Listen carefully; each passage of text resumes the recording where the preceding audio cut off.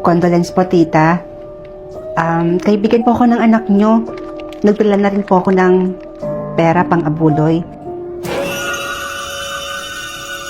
Naku, iha, bakit ka nakapula? Bawal magpula kapag pupunta ka ng patay. Ay, hindi ako aware na naniniwala pala kayo sa mga pamahiin. Nakakaloka naman kayo, tita. Hindi totoo yung mga pamahiin na yan. Nagpapaniwala naman kayo sa mga ganyan. Siya, tita. Dito muna ako, ha. Titignan ko muna yung kaibigan ko.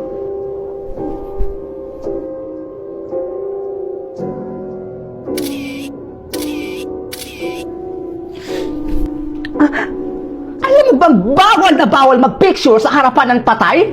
Nakakagulat naman po kayo, tita. Tsaka, uso pa po ba yung pagbawal sa mga ganyan-ganyan? Umupo ka na lang doon. Ang dami mo nang nilalabag na pamahiin.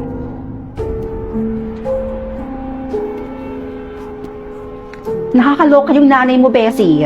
Masyadong nagpapaniwala sa mga pamahiin na yan. Hindi naman yan totoo eh. Nakakaloka siya. Ay nako, mas mabuting manood na lang ako ng zombie board dito sa Loklok. Mas nakakatakot pa to kaysa dyan sa sinasabi ng nanay mong pamahiin.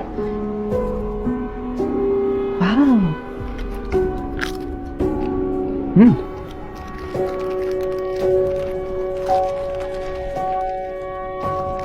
Hoy! Ay, bilat! Ano yung nasa bulsa mo? Talagang makulit ka talagang bata ka, no? Bawal umuwi ng pagkain galing sa patay. Ay tita, ang kulit nyo ah. Nakakaloka talaga kayo. Ilang beses ko bang sabihin sa inyo na hindi totoo yung mga pamahiin na yan? Tsaka isa pa, 2025 na po. Hindi na uso yung mga ganyang klaseng pamahiin. Ay siya tita, mauna na po ako. Uuwi na po ako. Pasaway ka! Mag-iingat ka. Huwag ka sana ng sundan. O siya tita, uwi na po ako. Bye! Katanda-tandang tao, naniniwala pa rin sa pamahiin.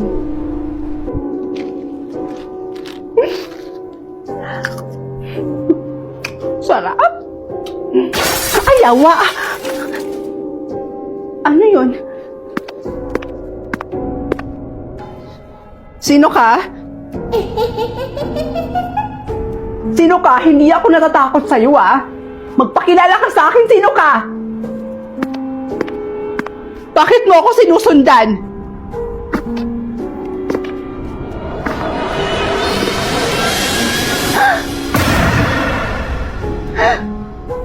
Halika, ihahatid na kita.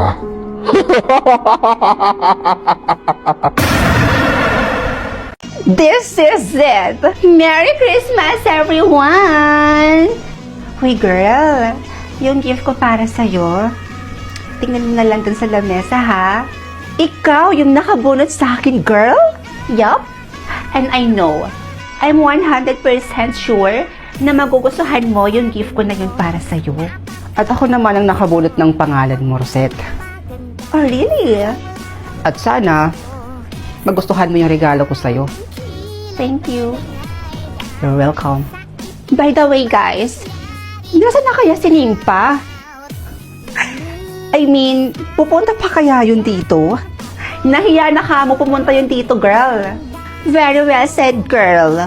For sure, nahihiya yun pumunta dito. Tama lang na hindi siya pupunta dito, girl, no? Dahil nakakabadap yung itsura niya. Kaya tama lang talaga na wala siya dito at hindi siya pupunta.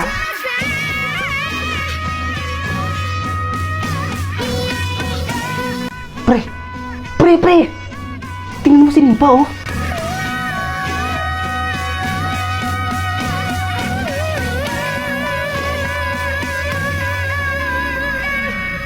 Sabi mo noon, kamukha ko si Ann. Panuhulog na dapa at naputi ka sa daan. Inaasar mo hita ka na puro bariya. Tinangotangan at hulugan pa. Pero ba't ngayon ay nabibihani? Gusto na akong kaibiganin na ikaw ay mapapagod. Uy, pre! Yung laway mo tumutulo. Merry Christmas, classmates! Nimpa? The one and only. Nimpa Bercasio. In short, ang iyong bangungot. Pumunta ka ba ng albularyo para ipaayos yung pagbumukha mo? Oo nga. Anong ginawa mo? Gumamit ka ba ng black magic? Girls, chill! Pwede ba? Kakarating ko lang. Sa takot niyong malamangan kayo, ang dami niyo nang sinasabi. At pumuputok na kagad yung mga butsi ninyo. Whatever. You know what, Nimpa? Kahit anong ayos mo pa dyan sa pagmumukha mo, cheap ka pa din. Hmm? At yung suot mong yan, for sure, sa okay-okay mo lang yan binili. You're right, girl. Dahil alam naman natin na hindi kayang ma-afford ni Nimpa yung mga ganitong klaseng suot sa atin. Dahil mahirap lang siya. You're right, Patricia. Tama naman kayo. Hindi kami mayaman. Dahil mahirap nga lang talaga kami. At hindi ko yun ikinakahiya, Rosette. Pero alam mo, Rosette, nagagandahan din talaga ako sa'yo. Oo, ang ganda-ganda mo. Kaso nga lang, aanhin mo naman yung kagandahan kung wala naman laman yung utak. In short, boba. Oh, aray ko! Pakak! At isa pa, aanhin mo ang mala Barbie mong kagandahan kung mala plastic naman ang pag-uugali. How dare you? Mag-ingat-ingat ka dyan, Patricia, kay Rosette. Dahil hindi mo namamalayan, tinutuklaw ka na pala ng kaibigan mo na to. Dahil base sa nalaman ko, kinakaibigan ka lang naman itong si Rosette dahil napapakinabangan ka niya. Dahil napapakopya mo siya. Tinutulungan mo siya sa mga activities natin dito sa school.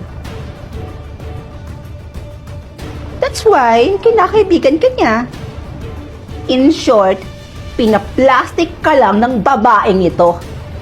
Girl, don't tell me na totoo yung sinasabi ng Nimpa na yan. Girl, sa akin ka makinig. Dahil ako ang best friend mo. Sinisiraan lang ako ng babaeng yan sa'yo. Hala, Patricia, oh, tingnan mo. Guilty yung kaibigan mo, oh.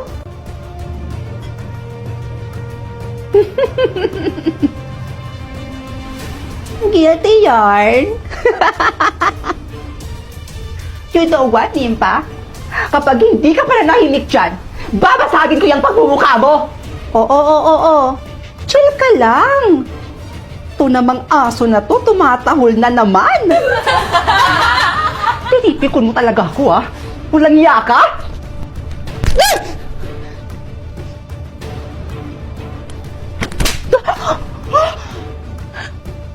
Kung dati, pumapayag akong maliit-maliitin nyo at husgahan nyo yung pagkatao ko, pues ngayon, hindi na ako papayag!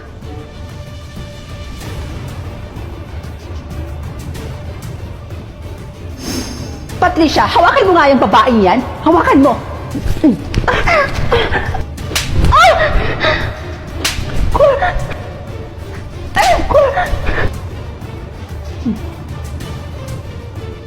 Patricia, hawakan mo yung kaibigan mo. At paano kung ayaw ko? Pag sinabi kong hawakan mo yung kaibigan mo, hawakan mo! Nimpa, bitawan mo na to, please lang! Kakagaling ko lang ng salon kahapon! Pinaayos ko yan eh! Ang mahal-mahal pa naman ang pagpaayos ko ng buhok ko, Nimpa! Huwag mong sasagarin yung pasensya ko, ha? Nimpa! Bitawan mo nga yung kaibigan ko! Bitawan mo na sabi!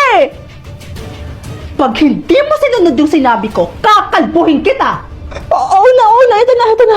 Gagawin ko na, bitawan mo na itong buhok ko, sige na. Oh my gosh, ang hair ko. Susunod ka rin naman pala. O ngayon, gawin mo na. Patricia, huwag kang magkakamaling sundin yung babaeng yan. Girl, sorry. Huwag kang susunod sa kanya. Kailangan kong gawin to, kundi masisira yung buhok ko. Makakalbo ako ng Nimpa na yan. Kakagaling ko lang ng salon. Sorry. Patricia, ano ba? Patricia! Makinig ka na sa akin! Bitawan mo ako! O ano na? susunod na gagawin ko? Gawin mo na kung anong gusto mong gawin para matapos na to. Wala kang kwenta, kaibigan!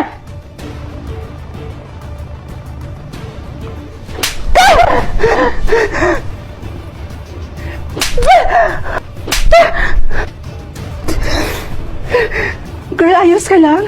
Bitawan mo ako! Mukha ba akong okay, Patricia? Ha? Kahit kailan talaga gaga ka! At ikaw? Walang iya ka? Pagsisisihan mo yung ginawa mo sa akin!